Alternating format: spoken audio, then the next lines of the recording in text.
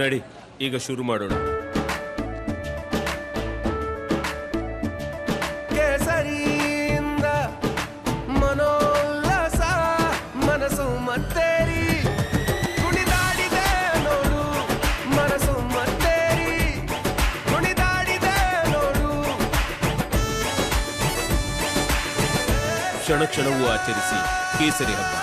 ವಿಮಲ್ ಬಾಯಲ್ಲಿ ಹೇಳಿ ಕೇಸರಿ. ಈಶ್ವರಪ್ಪನವರ ಉಚ್ಚಾಟನೆ ಆಗಿತ್ತು, ಅದನ್ನು ವಾಪಸ್ ಪಡೆಯಲು ಈಗ ಆಗ್ರಹ ಶುರುವಾಗಿದೆ. ಬಿಜೆಪಿ ರಾಜ್ಯಾಧ್ಯಕ್ಷರಿಗೆ ಈಶ್ವರಪ್ಪ ಬೆಂಬಲಿಗರು ಒತ್ತಾಯ ಮಾಡ್ತಿದ್ದಾರೆ. ಈ ಕುರಿತಾಗಿ ಇದು ರಿಪಬ್ಲಿಕ್ ಕನ್ನಡದಲ್ಲಿ ಎಕ್ಸ್ಕ್ಲೂಸಿವ್ ಮಾಹಿತಿಯನ್ನು ನಿಮ್ಮ ಮುಂದೆ ಇಡುವಂಥ ಪ್ರಯತ್ನ. ಈಶ್ವರಪ್ಪ ಪರ ಕೆಲ ಬೆಂಬಲಿಗರು ಬ್ಯಾಟ್ ಬೀಸುತ್ತಿದ್ದಾರೆ, ಮಾತನಾಡ್ತಿದ್ದಾರೆ. ವಿಜೇಂದ್ರ ಭೇಟಿ ಮಾಡಿ ಆಪ್ತರು ಮನವಿ ಮಾಡಿಕೊಂಡಿದ್ದಾರೆ ಅನ್ನುವಂಥ ಮಾಹಿತಿ ಸಿಗ್ತಾ ಇದೆ. NDA ಅಭ್ಯರ್ಥಿಗೆ ಸೆಡ್ಡು ಹೊಡೆದು ಈಶ್ವರಪ್ಪ ಸ್ಪರ್ಧೆ ಮಾಡ್ತೀನಿ ಅಂತ ಹೇಳಿ ನಿಂತಿದ್ರು. ಯಾವಾಗ ತಮಗೂ ಟಿಕೆಟ್ ಇಲ್ಲ, ತಮ್ಮ ಪುತ್ರ ಕಾಂತೇಶನಿಗೂ ಟಿಕೆಟ್ ಇಲ್ಲ ಅಂತಾಗ ಅವರು ಪಕ್ಷೇತರವಾಗಿ ಸ್ಪರ್ಧೆ ಮಾಡ್ತೀನಿ NDA ಅಭ್ಯರ್ಥಿಯಾಗಿ ಅಂಥೇಳಿ ಸೆಡ್ಡು ಹೊಡೆದು ನಿಂತಿದ್ರು. ಆಗ ಒಂದು ರೀತಿಯಲ್ಲಿ ಈ ರೀತಿಯಾದಂಥ ಸಾಕ್ಷಿಗೆ ಕಾರಣ ಆಗಿತ್ತು.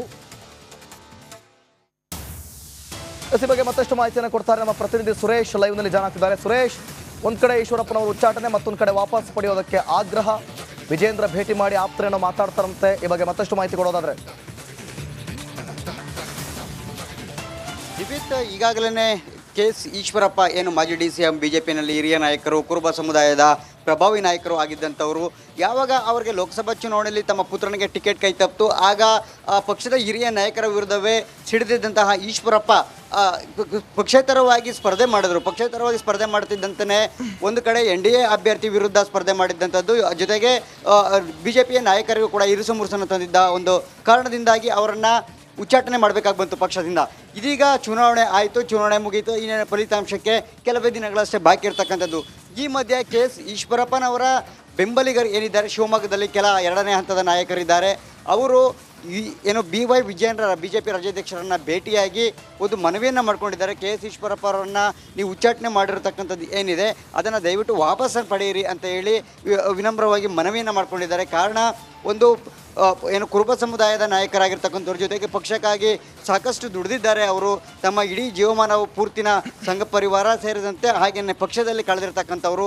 ಸೊ ಹೀಗಾಗಿ ಅವರನ್ನು ತಾವು ಉಳಿಸ್ಕೊಳ್ಳೇಬೇಕು ಪಕ್ಷದಲ್ಲಿ ಅನ್ನುವಂತಹ ಒಂದು ಕವಾಗಿ ಅವರಲ್ಲಿ ಮನವಿಯನ್ನು ಮಾಡ್ಕೊಂಡಿರ್ತಕ್ಕಂಥದ್ದು. ಹೇಗಾದರೂ ಮಾಡಿ ಸರಿ ಈಶ್ವರಪ್ಪನ ಉಳಿಸ್ಕೊಳ್ಬೇಕು, ಪಕ್ಷದಲ್ಲಿ ಹಿರಿಯ ನಾಯಕರಿದ್ದಂಥವ್ರು ಅವ್ರನ್ನ ತಾವು ಕಡೆಗಣಿಸುವಂಥದ್ದು ಸರಿಯಲ್ಲ ಅಂತಕ್ಕಂಥ ಮನವಿಯನ್ನು ಮಾಡಿದ್ದಾರೆ.